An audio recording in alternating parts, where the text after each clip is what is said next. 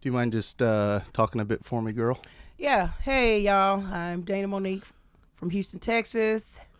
Girl who loves to sing. Oh, I cook too. Did you know that? Oh my God!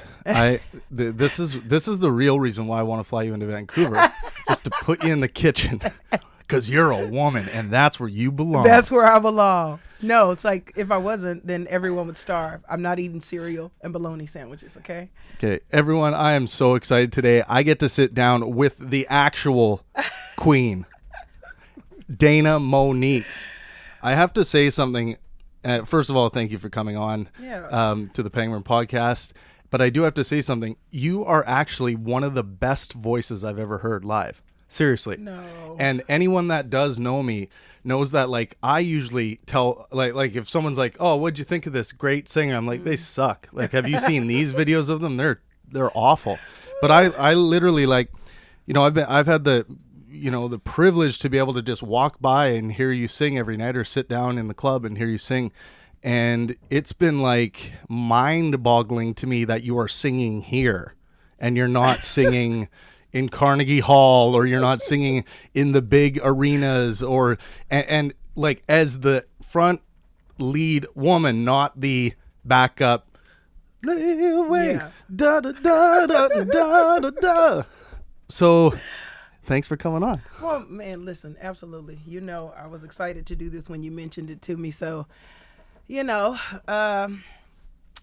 it's just one of those things. I've been a background singer since I was like in the 10th grade. So it's like my entire family was musical. My mom wrote a real famous song in the Christian community while I was growing up. My grandfather sung quartet. My dad was a bass player. He's played for some amazing, wonderful, big name people. So I was kind of brought up. What are there any like serious name drops you could throw at us?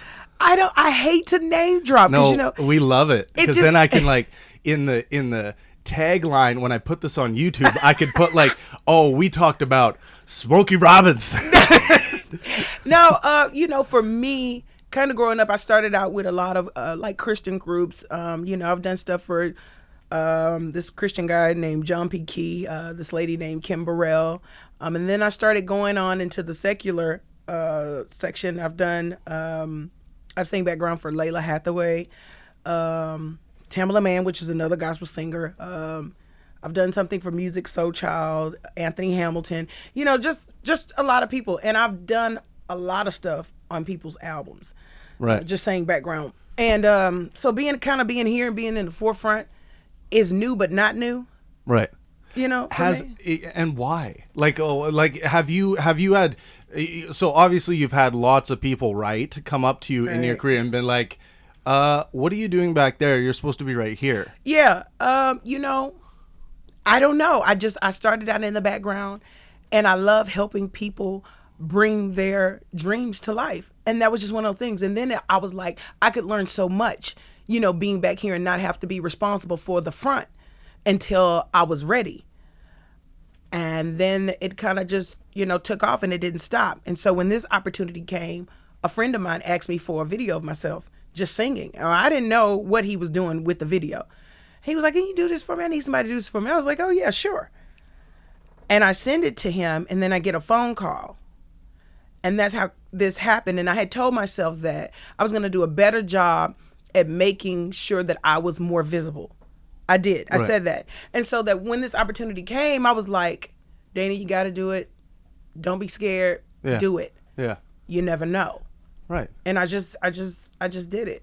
How, what was that phone call like when you got it? Like, were they just, and who made it? Was it because obviously now, for those of you who don't know, Dana is singing with the BB King Blues. What do we call it? Company? I guess it's a company. Well, it's Bill Street, but it's with BB King Blues Club, and I'm a headliner for them, myself and the other guy. Right. Or whatever. The phone call, it came and it was like, "Hey, this is Lewis," and I was like, "Oh, hey." Yeah. And he was like, so, and he just started. Maybe more like, what the fuck do you want? Another bill collector? You or know, something. I was just like, Lewis from who's? Yeah. You know, Lewis from where? And what are you wearing, Lewis? You know? Exactly. Yeah. You know? So I was just kind of like, you know, okay, what's up? And he was like, yeah, we do this and we do that. And he started telling me what to do. And I said, oh, y'all do all that? That sounds nice. That's what I said. That sounds real nice. And he was like, well, you know, I'm offering you the job. I said, oh, no, I didn't, because I didn't even know what this phone call was for. I thought you was just telling me what y'all do. Yeah. And I was like, oh, that's real nice. Right. And he was like, would it be something you were interested in? I was like, yeah. And I said it before I could think about it, because I thought about it, I probably would have been like, well, no, you know, I don't know. You know, maybe not. Yeah. Let me think about it.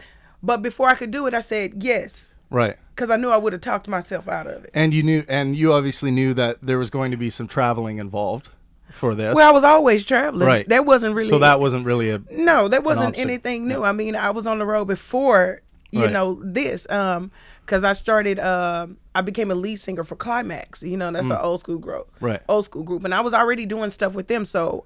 And what kind of stuff were you singing with Climax? Old school stuff like, I got a meeting in the ladies' room. Boom, boom. I'll be back real soon. Uh-oh. Look at you dancing. Wow. See that neck? I'm white. I'm white. You were really getting into it. But yeah, so that wasn't anything that was abnormal. And it was cool because I'd never been on a ship. See, that was the thing. Right. You know, you can't say boat. You got to say ship. They correct you real quick. Yeah. You say, I was on the boat. This is a ship. Yeah, this isn't a boat. A boat is something you go out with Grandpa fishing in. Right. Yeah, a little tin thing. Well, listen, I don't know the difference because me and water wasn't agreeing anyway. So, you know, I was just kind of like, oh, okay, excuse me. Did you spend much time on the water growing up? No, I'm black. No. Hell no. The closest to water that I was getting was maybe like a little water slide or the bathtub, you know. Yeah. Something that you couldn't really, you'd have to really try hard to drown in that. Yeah, like a big bottle of water, a big body of water to try to swallow me up. First of all, that's a lot of swallowing. Yeah. Second of all, I'm not taking no chances. I'm good. A lot of swallowing. That is what she said. You know what? That one was too easy. Hey, well, it gets like that sometimes. This is what happens when I do podcasts with comedians. I start saying worse jokes. I don't know why that happens. Well, I'm not a comedian. Yeah. No, you're a singer. And that's like, and you know, growing up, I remember because I was always too loud. My parents were like, in kindergarten, my report card said, Travis is too loud. In grade 1, it says, Travis is too loud. And it's just like, but what I'm getting at is, were you loud when you were young? Yeah. Were you the loud girl? Yeah, it was like, Dana, you're talking like you have a mic in your voice. And I was like, well, listen, I didn't give myself this voice. Yeah. I don't know what you mean. Yeah, it was that kind of thing. And in my little notes at school, it was like, you know, she's sweet, but she's talkative. Yeah. And then when I was young, it was like, I got in trouble maybe the most because you could do this to me really light, but I would do it loud and go, stop. And because I was the one that drew the attention, I was always the one in trouble, you know? So I was just like, you know, this shit got to work for something. Yeah. This got to pay me. Yeah, exactly. And then, so how did it start for you? How did singing start for you? Can you remember a moment where you were like starting to realize that, oh, singing is about, okay, there's some rules to it. Yeah. You got to match the pitch. Mm-hmm. You got to be in rhythm. And then so what was that experience like, discovering that? So like my mom, growing up, she vocally trained a lot of people. And so with us, it was like, you know, we grew up in a Baptist background, so everything is loud and big. Right. You know, so she taught me how to sing. But when I got in middle school, there was this lady, her name was Linda Knight Berkeley.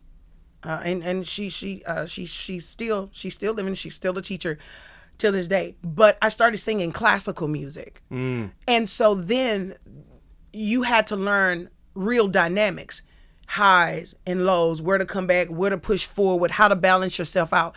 And that really started, you know, my training, getting things in perspective, saying, okay, this is gospel. This is the way you sing jazz. This is the way you sing classical. This is the way you sing country. It's all different. And you gotta be aware of those dynamics, because if not, you just a person who likes to sing. You just like to sing. Right. But really balancing it out, it started with her. And so I would go to these things called UIL competitions, and I would compete against other singers. And I always won. I always got a one. I always got a one. I always got a one. And it was just one of those things that really helped me along the way. And that's why now, like today, you know, my resume is a variety of things. I've sang with a lot of different people because of this reason. Right. You know, right there, just knowing how to, you know, be flexible. Right. And so that was when it started for me. Cool. And what about your first big, can you remember the first big stage performance when you got up and sang in front of people? By myself or background? By yourself. Solo. So when I sang my first solo, I want to say that I was about 12, and I was going to this church, and my mom had just had my baby brother, so she couldn't come. And they wanted me to sing this song, and I sang this song by this girl named Delion, and I can't remember her last name, but she was the Christian singer. She was a young girl, my age. And so I sang this song called God Be With You. That's what I sang. And I was so nervous. I was like, God be with you. Your voice was, you're all tight up here. And timid. Yeah. God be with you. Yeah. Delion Richardson. That's her name. Delion Richardson. I love that you're adding that breath, because when people get really tight, it's like the last bit, they're forgetting to breathe. It's like, breathe or you're going to faint. Yeah. But yeah, I remember singing that song. That was my very first time singing a song. And then I went to this other church called Southwest The Bridge in Houston, Texas. This pastor's name, Pastor Patrick. And I started leading a lot of songs over there. And then I was over the youth and young adult choir. So, you know, my background was a lot of, you know, church stuff at first. Right. Yeah. And so. And through the early process, I know when kids are first learning this, or, you know, they haven't learned all the techniques and stuff. Was there ever a moment where someone, even if it was a kid your age, just said, like, you know what, you sucked out there, like you really sounded like shit? Like, was there ever any moment where anyone tried to like peg you down? No, never. Because like, first of all, they know, you know, Third Ward, Texas, you know, they gonna get these beats. No, like, I'm gonna knock you out. Come say some shit to me that I don't like. No, I'm playing. Yeah. But no, it was just like, no, I really never had that. But in your group, you always get that person say, you know, oh, she's just the background singer. That's the way they would say it. Oh, she's just the background singer. And I'm like, well, you hired me to be here. So whatever I am, you paying me to be it. Yeah, okay? Exactly. So yeah, they would do that kind of thing. And that's kind of when I got a little older. You got to realize that sometimes when you're in this line of work, you get a lot of people who are intimidated by you. And it's not even about you singing better than them. Right. It just might be the energy that you give off, you know, when you're in front of people. Because I've been told before, you know, man, it's your energy is what you give off. You know, it's a combination of things. And, you know, sometimes people just easily get intimidated by that. So, yeah, they'll try to like push you under the rug. But I always say, hey, listen, there's a set of people and a group of people for everybody. Right. Yeah. We got billions and billions of people in this world. Yeah. If half of them like me, thank you. Mm-hmm. I appreciate that, you know. Yeah, I mean, it is. I mean, because music is so subjective in the end. Yeah.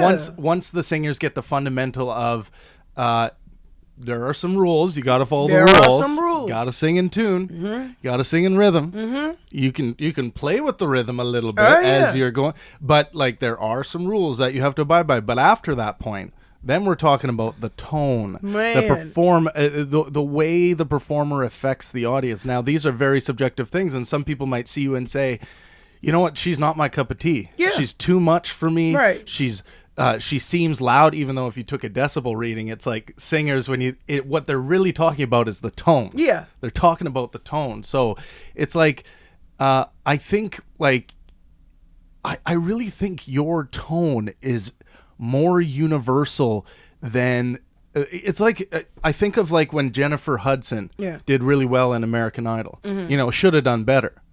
But she had that breakthrough, and people started, you know, I think people started realizing that this kind of tone does belong in the mainstream.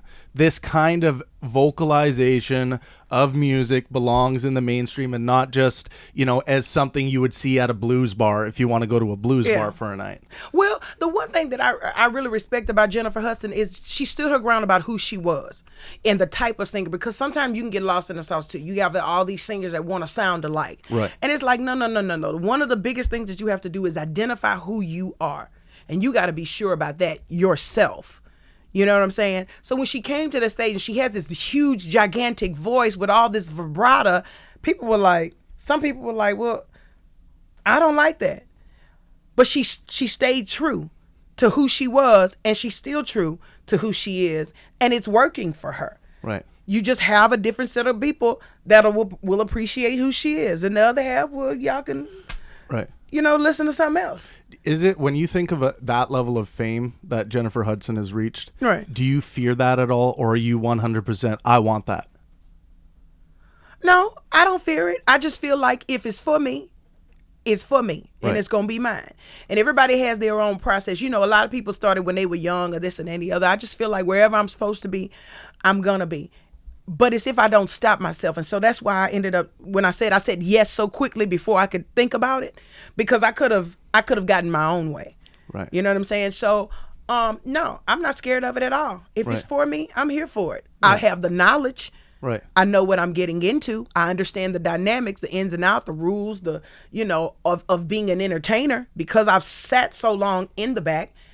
And, I've done different things for people as far as, be over their show. So I know how to put together a show and the dynamics and this and that. I know how to do that because I stayed back there so long. Right. And I'm just not one of those people that's just, I'm a jump. I don't know what I'm doing. Mm-mm. Yeah. No, I imagine you, and by what you're telling me, it's like, if you did get signed to a big deal and they're going to put a tour together, they're going to be taking notes on what you would be dictating that show. And I see that when you're up with a band, mm-hmm, that they are all very much attentive and paying attention, very close attention to exactly what you're doing and following you. Yeah. Whereas even if you're not the band leader on a piece of paper or whatever, because in a gig like this, that's more of an administrative thing, right, and like right, all the stuff you don't necessarily need to be doing. But it's like, I look for that when I'm looking at singers. I look for does she have the respect, mm-hmm, musically, mm-hmm, of the people she's with?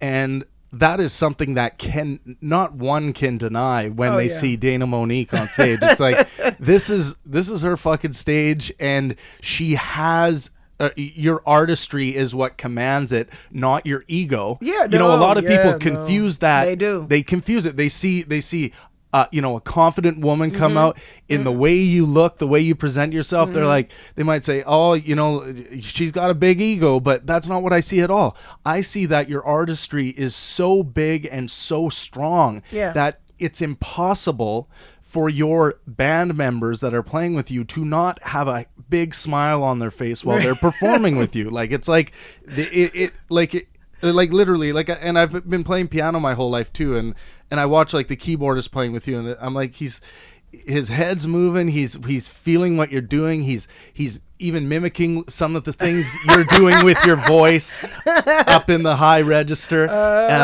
and like that's when music is in tune to me. Like, it's like when everything's flowing, everything's going. But it's true that the front man or front woman of the group, I think the artistry bleeds from them, because that's why we call them the front. Right. I mean, and you have to be sure about what you're doing, because you got to remember that everybody's following you. Right. Yeah. So if they're following you, you got to be sure about what you're doing. Because see, even when I'm not on that stage, I'm a very chill. I'm a very chill person. Yeah. I don't have any. I don't have that ego thing. Yes. I don't believe in that. I just don't believe that helps you. Yeah. And I really believe in people treating people, genuine. I'm a genuine lover. That's just me naturally. But on that stage, we here to do something. Yeah. And we gonna do it. Yeah. And that's just it. So if me commanding the stage, reeks something else to somebody else, well, honey, listen. Yeah. It is what it is. Yeah. And you can't take it. Right. you know. Yeah. So no, and I love it. So you're based out of Houston. yeah, Houston, Texas. And when you do get some time at home, when you're not out on the road, are you performing at clubs there, or are you just like having a vacation at home? Listen, like when I first get home, I try to rest because this work is aggressive. You know what I'm saying? And you've done a lot with your voice. And sometimes I try to take a couple of weeks off, relax, you know, cook, kick it. But after they find out you're home, yeah, the phone.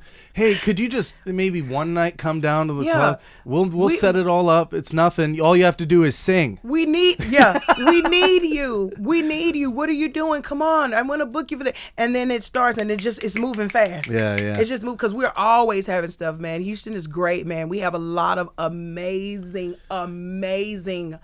singers. I have a friend, her name is Marium Echo. If you look her up, it's on our page. Marium Echo. Man, this girl, big, beautiful, tall, voluptuous woman. I mean, and she sings differently from me. She's very soulful. Right. Oh, but that girl right. is amazing on that stage. I'm talking about amazing. I haven't seen anything like that in a very long time. And it's like, I can't even compare nobody to her, like to give you who does she sound like? Nobody. Right. She is truly in her own lane. Yeah, she is very, very original. And I appreciate that. So yeah, we have a lot of stuff. She does a lot of stuff at home. Sometimes I cover her shows. Sometimes we have this other show called First Monday that we do every first Monday of the month, where it's a collaborative effort of all the singers in Houston.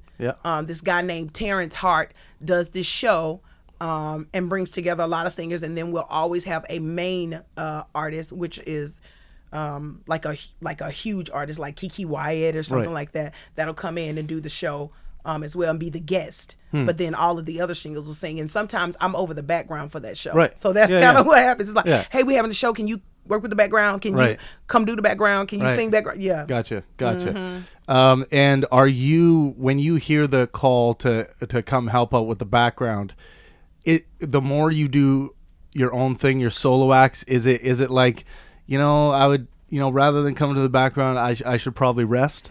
Or are you still just like such a fiend for the stage? Yes, I am. Yeah. So it's kind of like, all right, I'm going to come, I'm going to do it. But, like my aunt, she called me the other day. She said, listen, don't tell nobody you're home for 2 weeks. I'm telling you. Right. You need to rest. Yes. Don't be posting on Facebook.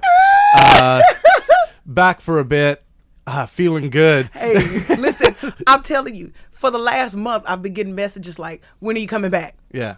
When are you coming back? Oh, they ready. So I think I'm going to just lay low for a couple of weeks and then because I want to cook. I want to do stuff with my kids. Yeah. Yeah, I want to kick it. And you know what? I think that's a testament because I don't think that's the norm for singers. What? I don't think when they come back to their hometown, they're being hounded like you are. Some people are. I think it's true. Some people are, but I really think like if you were in Vancouver and I had a band and I was like, I would be bugging the shit out of you all the time. I'd be like, Dana, I just texted you 15 minutes ago. I'm getting crazy over here. I need you. Yeah. Okay, so you got 2 kids. Yeah. Big kids. 2 big kids. Oh yeah. Your son has taken to music. Man, yes, he is amazing. Like, this is so crazy. When he was 12, because I never wanted to push music on my kids. If it's your thing, it's your thing. I totally agree with that. Because for the longest, he used to tell me, Mom, I'm going to be an engineer. Yeah. And then he used to tell me that. And I'm like, okay, boy, be an engineer. What school you going to go to? MIT. Yeah. And I was like, okay, great. Yeah. Pushing his glasses. Yeah. He's like, cool. And I'm like, yeah, build some shit. Build shit. Make sure it doesn't break. Right. Start with the Legos. Okay? Exactly. So, yeah, I was like, cool. So when he turned 12, he was like, Mom, I'm going to be an artist. I said, what kind of artist? I'm a rap. And I was like, yeah, but everybody wants to rap. He's like, no, I'm serious. I said, well, listen, if this is something that you want to do, you got to show me you serious. So he went to Atlanta when he was 12. He went to Atlanta when he was 12, and he started with my brother because my brother has a studio. Right. And my brother owns a company. It's called Musclejammusic. He owns a company. He has artists and everything. Like, it's pretty big. Awesome. Yeah, so he goes there, and I come and visit him, and he's written all these songs. And you didn't know about the song. I didn't know, and I was just like, okay, kid, show me what you got. And he's showing me, and I was like, well, listen, your style is gonna change. You're gonna get older. You're gonna have other stuff to say, you know. Yeah. I was like, you're gonna, and so he had one name. He had like, I forget what was the name. It was MJB. Because it was like Muscle Jam, and then his last name started with me. Okay. So I was like, yeah, it's gonna change. So then he changed his name to Salvation. Okay. So it's like Salvation, but instead of TION is TXION. Yeah, Salvation. Yeah. Cool. So he's like, yeah, I'm gonna change my name, and then he changed like into this leather jacket, like, you know, one of those. He changed into a dude. Yeah, he changed into a dude. And I was like, who's this kid, you know? Yeah. And now he's like 6'5", and he's gonna turn 17. I'm like, what the heck is going on? A man. And so over the summer, since I've been out here, you know, of course, I've been paying for music to get done, and he's putting his album together. And when I get back, we got to do a photo shoot and everything. But this kid is really serious, and the music is great. Like, I'm thinking, you know, oh shit, you know, what are we bumping into? Yeah. No. He's great. And plus he can sing. So, right. Yeah. Okay, now that is, you know, if you're going to go into the rap scene or the hip hop scene and you can sing. Yes. Well, see, my brother is like that. See, my baby brother is a rapper. His name is McBeezy. Okay. He's out of Houston, Texas, but he has a huge following. Cool. But he raps and he sings too. So, like, my son has done a lot with him over the summer, and, you know, so that is great having someone like that in the family to work off of. Like, I know from experience that, you know, I used to play a lot of music with my grandpa, and the genres couldn't be more different: bluegrass versus rap, hip hop. But like, and my dad, you know, playing guitar and singing like Creedence Clearwater, John Fogerty, like all the old rock stuff growing up. Like that was big for me. And then you meet friends and stuff that also play, and I totally get like having music in the family, how important that is. It is extremely important because all of my siblings have a part in this. Right. My sister's a writer. She's a phenomenal singer. Like you missed her the week that you got off that freaking week. Right. You missed her, but she's a phenomenal singer, but she's also a writer. So like she's writing a lot of my stuff. She writes stuff for my brother or whatever. So everything works hand in hand. It's like an entire family thing. My brother has his company, musclejammusic. My brother, McBeezy, is a rapper. My son, Salvation, is a rapper. My sister, Q, is a singer, and she's a writer. And then I'm a singer and performer. Right. And my daughter, she's an amazing writer as well. Right. Do you write your own stuff? I do and don't. Right. I do and don't. Like, if we're writing something, I'll write, you know, a couple of lines. But my sister is the mastermind. Yeah. Yeah, she's great. Kind of a poet. Yeah, but my mom is a writer, so right, exactly. So yeah, it's just kind of. So you guys have like, art is everything. I mean, really you guys share art. You guys are. I think having forms of art in the family is imperative for the well-being of a family. Yeah, and and it's not to say that some art is more important than others. Even sharing, you know. Like going to the movies is a form of what I'm talking about here, because you're engaging in the art, you're talking about it, you're. But I think the more of that families can get, you know, drawing together, singing together, even if there isn't an ounce of musical talent in the family, going to karaoke, like just like having fun sharing art with each other, even if you don't call yourself a quote unquote artist. Right. It doesn't mean that you can't enjoy the things that sharing art can do to you. So it's a beautiful thing, and so when we all get together, you know, it's a musical good time, honey. Yeah, we doing all kind of stuff, but it's really exciting. But he's an amazing artist, and he's his album, his EP will come out. We're trying to drop it before the first of the year, so. Yeah, see, you got a little art form going here too, because you like looking at me, looking at that. Oh yeah, there's a lot. You know this, but this is what I enjoy most, is having conversations. That's what I do. Yeah, I have conversations. They're usually much more about much more difficult things than this. One thing I did want to ask. Well, thanks. Yeah. They're usually like, you know. Yes, the square root of 7 is the liven in the science. Well, I'm glad I'm here to liven things up. You know? Exactly. Add some life to this boring material. So let's talk about this. You're a single mother. Yeah. Do you ever get the thing from the peanut gallery of, oh, here comes another single black mother trying to make it? Mm-hmm. Where, like, how could she get herself into this situation? Why are there so many single black mothers out there? When you hear stuff like this, what do you think about it? I don't think anything, because here's what I know. That's not something I chose. I was married when I had my kids. Right. It's not anything that I chose, and it's just one of those unfortunate circumstances, that is like, what you gonna do? Yeah. You gonna soak in it? Yeah. Or are you gonna live? And the one thing that I pride myself on is being a light in front of other single mothers, not caring what anyone else said, because your negativity isn't bringing anything to my table. Mm-hmm. Okay? So the thing that I strive for is to, encourage my kids, push my kids to be the best that they can be, continue to live my dream so that they can see that, guess what, I can do this. It won't be stopped, because they don't know, but there was many times where I was scraping the bottom, trying to get it together, but they never knew.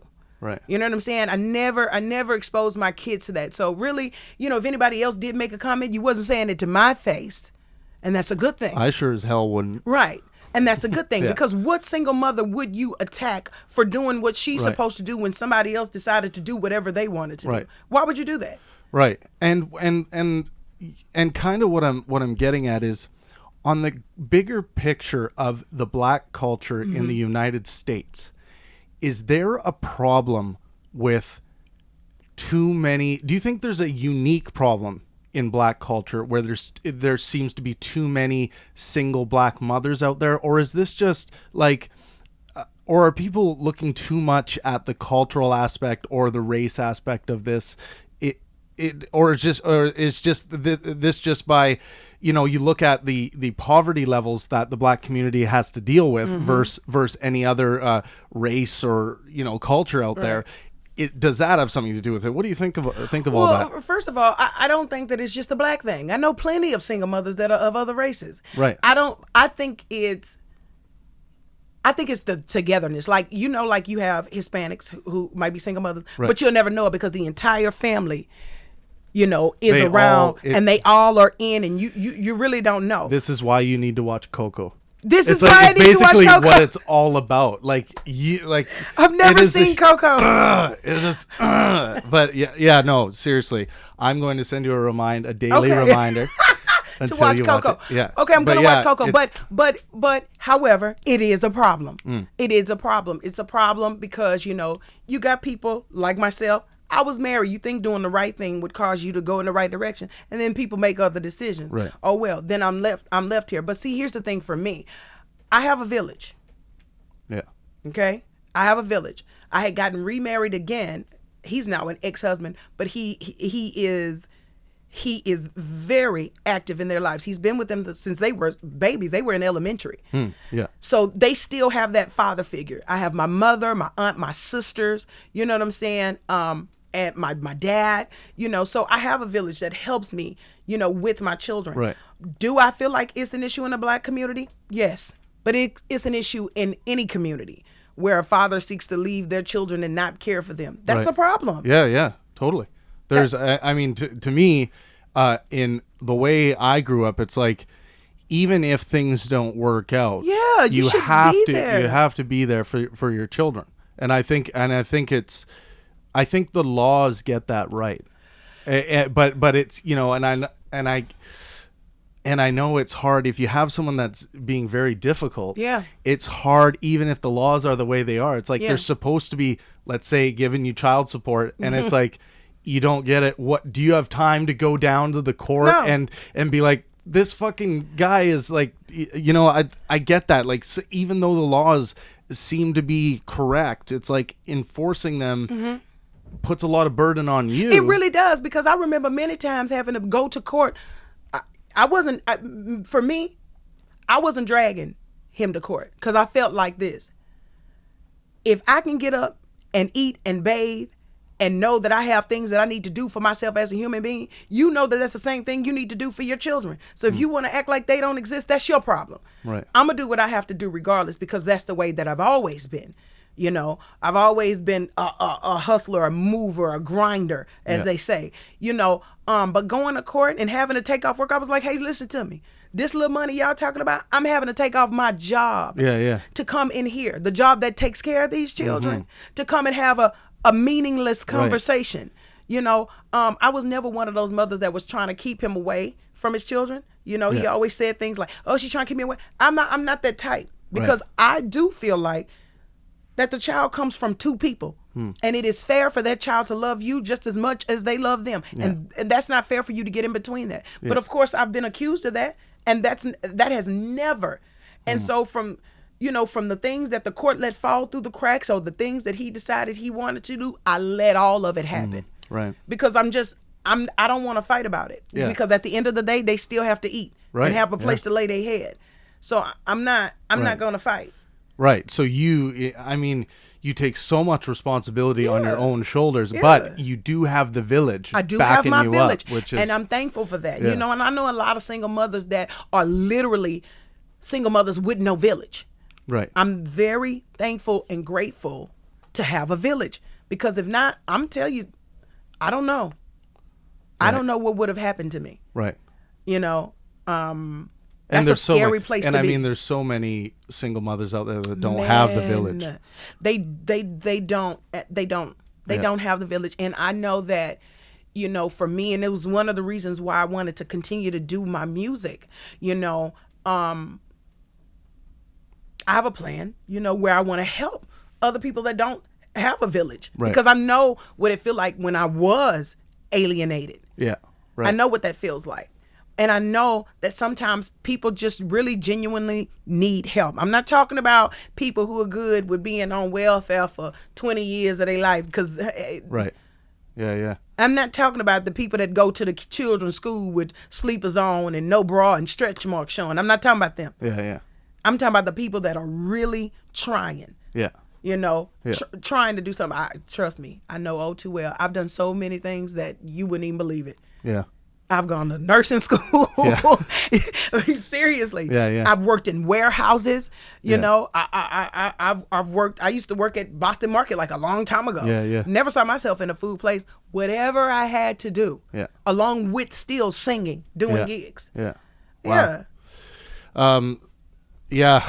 That's I think for so many people that listen to this podcast, I think they're going to get a lot out of what you just said about, you know, and the you know, basically building your life around just keeping yourself below the line so that you can keep receiving welfare. That's crazy. You know, this is something that I think when I look at the United States objectively, I say, well, what is the incentive to have people get off welfare and start supporting themselves with jobs and have goals and careers and build small businesses and stuff? What is the incentive?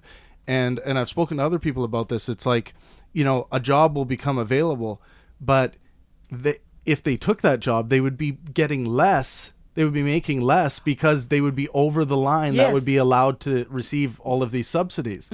So it's like, there is a problem with that system that needs to be reformed, and you know, it still seems like it's still a problem. Like it's really not taken off. It really is, because you know, take a mother who doesn't have a degree, right?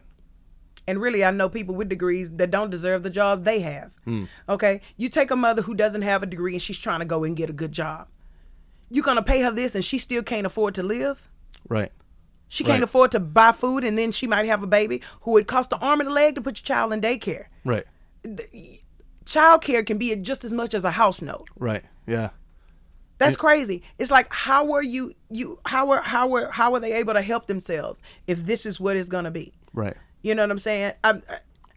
There needs to be some kind of reform there, because that's not cool. Yeah. It doesn't work, and I've looked at this, and I'm just like, why not declare, like, write an executive order if you're the president, you know, for the past, like, however many presidents, write an executive order and say, we're going to throw $1 billion worth of, like, however much money it takes worth of resources to just, like, rather than just keep throwing money at the problem in a way that's, like, in the way of, like, welfare, you actually go in and reform this thing so that sure, we got to make sure that people aren't starving to death. We got to make sure that people who aren't able to work have a way to support their children. Like that has to be there. Welfare has to be there.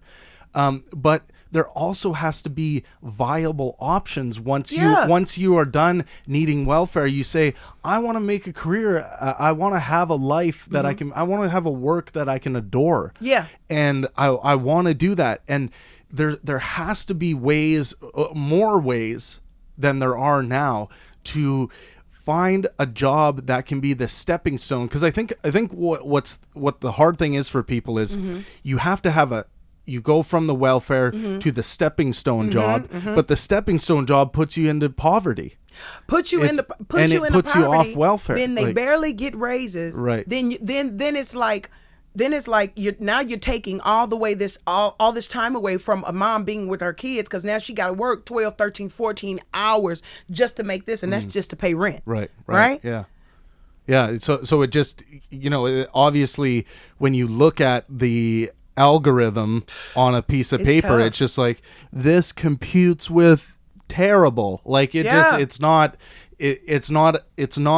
an equation that's balanced. So we need to balance that equation in some way, and it has to be done now. Like you don't have to, and I don't know why more presidents and leaders don't do this. Like, a lot of time is spent signing executive orders for political reasons, right? Because if they're not suffering, they don't care. See, that's one of the biggest things that has me concerned. How do you not care for another human being just because you're not suffering? If you broke your toe right now, I might not be in pain, but I'm gonna be like, oh my God, what can I do? Yeah. You have to care. Yeah, you do, and I think, like, I talk about this a lot on the podcast. Like, I think well-being is the key in caring about others' well-being. And it's like, if you put yourself in the president's seat, and if you had to sign an executive order, even if you didn't have the exact answer, like identifying the problem of people not having incentive to find their way out of welfare, which costs the country a lot of money. Like, if people aren't and they're just getting the welfare or the subsidies or whatever, it's like, that is a huge problem with regards to the workforce. Like, it's something that needs to be treated with due seriousness and quickly. Yeah. Like, it's like, and it seems like executive orders all the time. You can go back the past 4 presidents. It seems like executive orders all the time are mainly political. Like, someone will sign an environmental thing somewhere, and I'll be like, but more important than that potential environmental hazard is the work problem, because it's leading to poverty, or it's leading to a class of people that doesn't feel like, that doesn't have the drive to better themselves, because getting out of the welfare system is going to put their family into poverty. And I ain't trying to be funny. We send, how they used to have those things on TV where you send a penny a day to help this child eat. Y'all doing all this stuff for third world countries, which I want them to eat too. But you got people right here in the U.S. that are really suffering, and everybody doesn't want to suffer. See, that's the thing for me. Yeah. You have people who don't want to suffer. Yeah. You have people who don't want to be on welfare. They want to do, better. I remember I used to work at this one job. I used to work in HR, and I was looking at all this paperwork.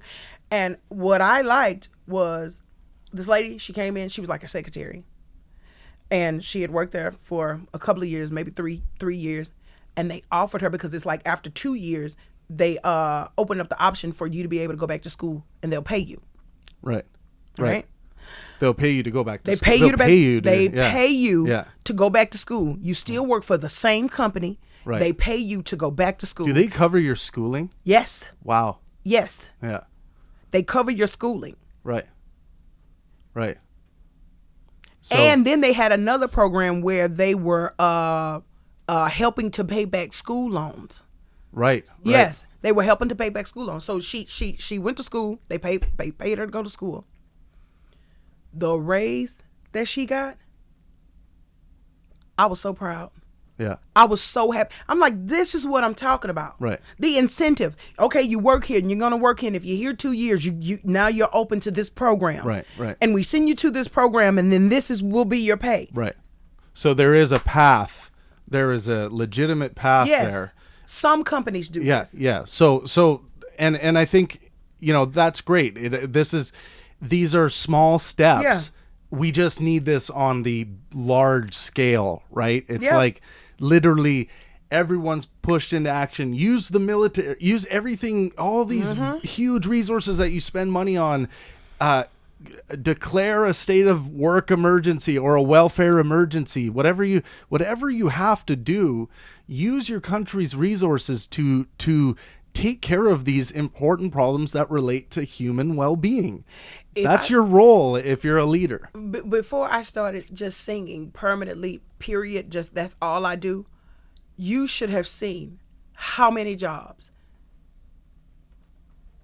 You worked. No, just turned in applications for. Oh, yeah. Not one phone call. Yeah. Not one. And then you'll have to go, you know, then you'll be like, okay, well, I'm going to work through an agency. See, these agencies are not promising either. So you go work that job, they'll find any reason, be like, oh, yeah, we're just going to let you go. Why? I don't know. They didn't really say. What? Yeah. You get to do that in the middle of nowhere, out of nowhere. And it's like, yeah. what in the world? And then someone will say something like, oh, if you hired a lawyer, you could probably get some money out of that company. Hire a lawyer? I'm raising 2 kids. Right. Where am I going to get that money from? Yeah, exactly. Like what? Like and how long is this going to take? Well, it can take up to 6 months to a year to actually go to court. It's like, wow. And then like, how much I'm owe you? Yeah, exactly. Yeah. This is not how much am I going to owe you for telling me this? Yeah. How much I'm gonna owe you? Be a $100 consultation. Listen, and they make fun of all these mothers that have to become strippers. I don't. I'm like, fuck. If I've always said this. I know some people that are pulling in $10K a night. Listen, I've been offered a position several times. Oh yeah. Oh. I bet. I do, seriously, for all sorts of things. And I'm like, yeah, now listen, I can't go out like that. Yeah. I can't go out like that. My face is going to be on the magazine. Ladies and gentlemen, next on the poll, Queen Beautifa. Who is it? It's probably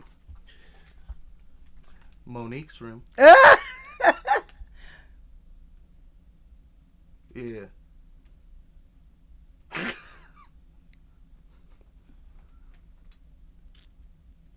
You are so goofy. Who is that? I think it's Kevin. Oh, Lord. Oh, are we disturbing you? What did he say? Oh. Tell him. We're just doing we're doing the podcast. You interrupted my very important interview. You need to get off this phone and take a nap. Goodbye. And don't call back no more. Don't call back no more. Sorry, y'all. We were interrupted. So yeah, what did I say? Oh, next up for your viewing sensation, I think it would be Queen Beautifa. It's like Queen Latifah, but Queen. You know, Beautifa. we have the same first name. Dana. Her name is Dana. Yeah. Really? So Queen Beautifa? Queen Beautifa. Now more like thick like honey. Ooh. Queen Beautifa, who is thick like honey and runny like. I'm not runny. That isn't sexy. No, that is. If you are runny, there's a problem. There is a problem. You've been eating at the Lido too much. Yes, you have. Yeah. Okay, so when can everyone pick up a Dana Monique CD, album, anything? Where can we buy your music? Where can we send you money? Where can we follow you? And what is the plan for getting your music on record? Right. So the plan is when I leave here, I'll start recording when I get home. Yeah. Yeah. And what are you going to be recording? Your own originals? Music. Your own originals? I am. Yes. You know, everybody's been asking me this for a very long time. Okay. Like, I even have major producers call me like, yo, when are you gonna? So I'm gonna do it when I get home. The writing has already started. Yeah. So I have some things to do when I get home.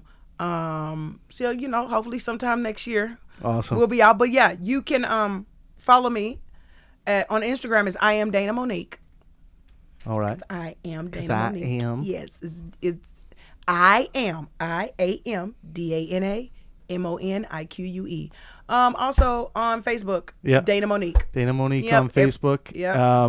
And well, we are going to feature a little bit of music by Dana. I've recorded some of her live performance with her permission, of Yes, course. with my permission. And I'm going to steal her performance and make so much money just for myself That and is never so share right. it with Dana. That's right. And then I'm going to come to Canada, and while I'm cooking, I'm going to ask him about my check. Yeah. Yeah. As long as I get that peach cobbler, you promise. Okay, You yes, promise. I will come and make you a peach cobbler. And I make Yay. everything from scratch. I don't cook nothing out of no box. So. And I won't share with anyone. Oh, you're so stingy. I'm so stingy.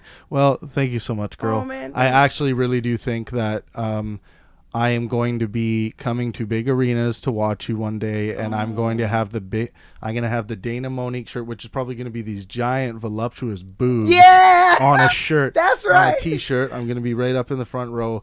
I am your biggest fan, and I just think you are incredible. And it's a privilege to hear and talk to you anytime I can. Well, So, I appreciate that. Now, can we go eat? I'm starving. yeah, it's time to eat. Yeah. All right, everyone. Thank you. This Hungry. has been the Pangburn Podcast. This is Dana Monique. Follow her. Love her. Everyone loves her. Listen to her. Be her. Ooh.